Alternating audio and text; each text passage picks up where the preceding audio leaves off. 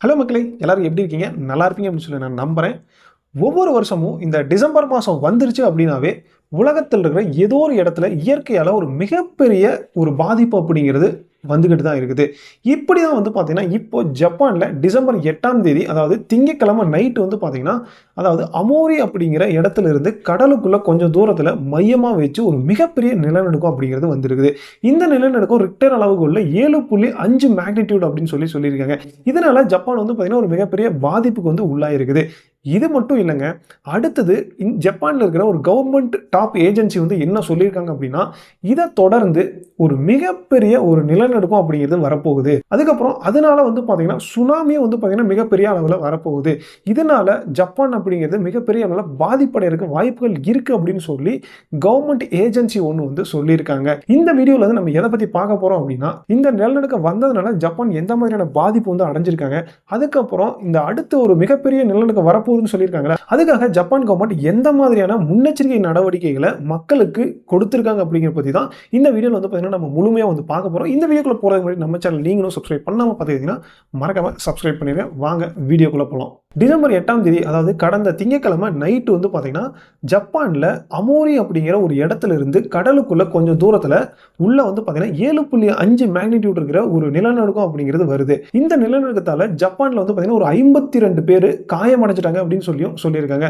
அந்த நிலநடுக்கத்த தொடர்ந்து ஒரு 2 நிலநடுக்கம் அப்படிங்கிறது வந்துருச்சு அப்படின்னு வந்து சொல்றாங்க.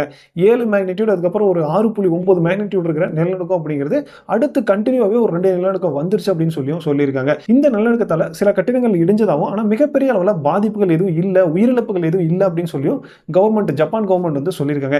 இதுவே இந்த நிலநடுக்கம் அப்படிங்கிறது மற்ற நாடுகள்ல ஒருவேளை வந்திருந்தா, இதோட பாதிப்புகள் அப்படிங்கிறது மிகப்பெரிய அளவுல கண்டிப்பா இருந்திருக்கும். இதுல உயிரிழப்புகள் அப்படிங்கிறதும் கண்டிப்பா இருந்திருக்கும். ஆனா ஜப்பான் அப்படிங்கிறனால அங்க வந்து பார்த்தீங்கன்னா, எந்த ஒரு உயிரிழப்புமே இல்ல. ஏன் அப்படின்னா, அவங்க வந்து பார்த்தீங்கன்னா, எப்பயுமே நிலநடுக்கம் வர்றதுக்கு ரெடியா வந்து இருந்துகிட்டு இருப்பாங்க. ஏன்னா, ஜப்பான்ல வந்து எப்பயுமே நிலநடுக்கம் அப்படிங்கிறது கன்டினியூவா வந்து வந்துகிட்டு இருக்கும். அதாவது அந்த ஜப்பான் அப்படிங்கிறது அந்த ரிங் ஆஃப் ஃபயர்க்குள்ள வந்து அந்த வளையத்துக்குள்ள இருக்கிறதுனால, ஜப்பான்ல எப்போ எந்த நேரத்தில நிலநடுக்கம் வருது யாருக்குமே தெரியாது. அதனால அங்க இருக்கிற மக்கள் எல்லாருமே அந்த நிலநடுக்கத்துக்கு வந்து பார்த்தீங்கன்னா, பிரிகாஷனா அதாவது ரெடியா தான் இருந்துகிட்டு இருப்பாங்க. அதனால அங்க வந்து பார்த்தீங்கன்னா, பெரிய அளவுல பாதிப்புகள் ஏற்படல. ஆனா இதெல்லாம் ஓகே. அடுத்து வந்து பார்த்தீங்கன்னா, ஜப்பான்ல இருக்கிற ஜேஎம்ஏ அதாவது ஜப்பான் மீட்டியாராலஜிக்கல் ஏஜென்சி அப்படிங்கிற அந்த கவர்ன்மென்ட் டாப் ஏஜென்சி வந்து என்ன சொல்லியிருக்காங்கன்னா, இந்த நிலநடுக்கத்தோட வந்து போகல. இந்த நிலநடுக்கத்த தொடர்ந்து ஒரு மிகப்பெரிய ஒரு மெகா நிலநடுக்கம் அப்படிங்கிறது நம்ம நாட்ட வந்து தாக்கப் போகுது. இதனால ஒரு மிகப்பெரிய சுனாமி வரக்கான வாய்ப்புகளும் வந்து இருக்குது. இதனால நம்ம மக்கள் வந்து அதாவது கிழக்கு ஜப்பான்ல வந்து நெறைய மக்கள் வந்து இறக்கறக்கு கூட வாய்ப்பு இருக்குது. அதனால மக்கள் எல்லாருமே வந்து பிரிகாஷனா இருக்கணும் அப்படின்னு சொல்லி அந்த கவர்ன்மென்ட்டே வந்து பார்த்தீங்கன்னா, அனவுன்ஸ் பண்ணியிருக்காங்க. இதனால அதாவது கவர்ன்மென்ட் வந்து அனவுன்ஸ் பண்ணது மட்டும் இல்லங்க. அந்த நாட்டு மக்களுக்கு வந்து எந்த மாதிரியான அதாவது இப்போ ஒரு நிலநடுக்கம் வரப்போகுது அப்படின்னா, எந்த மாதிரிலாம் இருக்கணும் அப்படிங்கிறதுக்கு ஒரு வழிமுறைகளையும் வந்து பார்த்தீங்கன்னா சொல்லியிருக்காங்க. இதுல வந்து அவங்க என்ன சொல்றாங்க அப்படின்னா, அதாவது நிலநடுக்கம் வந்துருச்சு அப்படின்னா, உடனே நீங்க வந்து வீட்ட விட்டு வெளிய வந்துரணும் அப்படிங்கிறத வந்து சொல்லியிருக்காங்க. அதுக்கப்புறம் நீங்க நிலநடுக்கம் வரதுக்காக அதாவது இன்னும் ஒரு சொல்லப்போனா, அந்த அமோரி அப்படிங்கிற இடம் இருக்கு பார்த்தீங்களா? அங்க வந்து அந்த அமோரி அப்படிங்கிறது அதாவது நார்த் ஜப்பான்ல வந்து வருது. அது வந்து ரொம்பவே வந்து குளிரான பகுதியா இப்போ வந்து பார்த்தீங்கன்னா, குளிரான பகுதியா வந்து இருக்குது.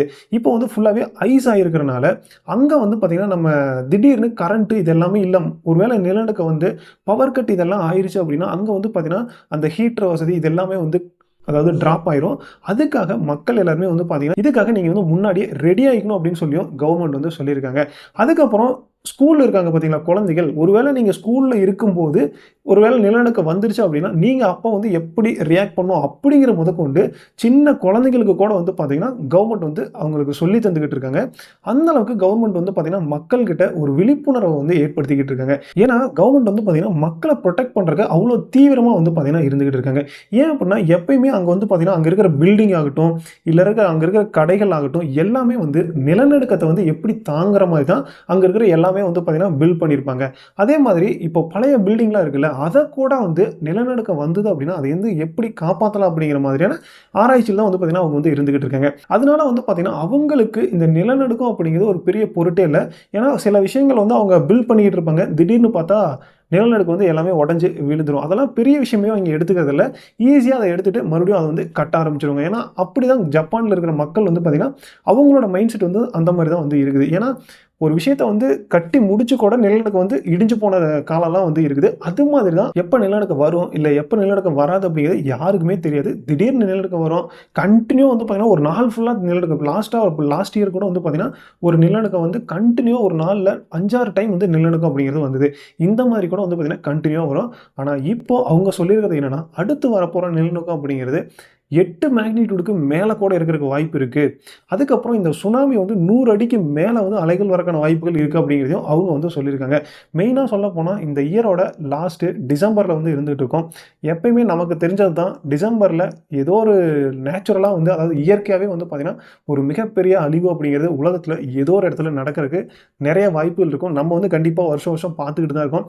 அதனால ஜப்பான் வந்து பார்த்தீங்கன்னா, ஜப்பான் கவர்மெண்ட்டே அங்க மக்களுக்கு வந்து இந்த மாரி இருங்க. இந்த மாரிலாம் வந்து மேபி வரக்கான வாய்ப்புகள் இருக்கு. இதுக்கு எல்லாத்துக்குமே நீங்க ரெடியா இருங்க அப்படின்னு சொல்லி அலர்ட் வந்து பண்ணியிருக்காங்க. இதுதான் இப்போ வேர்ல்டு ஃபுல்லாவே வந்து பார்த்தீங்கன்னா, பயங்கரமா பேசிக்கிட்டு இருக்காங்க. ஜப்பான்ல வந்து என்ன நடக்க போதோ, இல்ல என்ன வரப்போதோ, அவங்க சொன்னது என்னன்னா, அடுத்த 7 நாளுக்குள்ள இந்த மாதிரியான விஷயங்கள் நடக்கிறதுக்கு வாய்ப்புகள் இருக்கு அப்படிங்கிறத வந்து சொல்லியிருக்காங்க.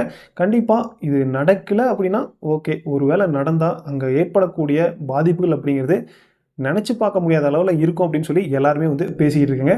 ஓகே. இந்த விஷயத்த வந்து நான் உங்ககிட்ட சொல்லணும் அப்படின்னு நெனச்சேன். அடுத்து இன்னொரு இன்ட்ரஸ்டிங்கான வீடியோவோட உங்கள சந்திக்கிற வரைக்கும் டாடா பாய். Thank you.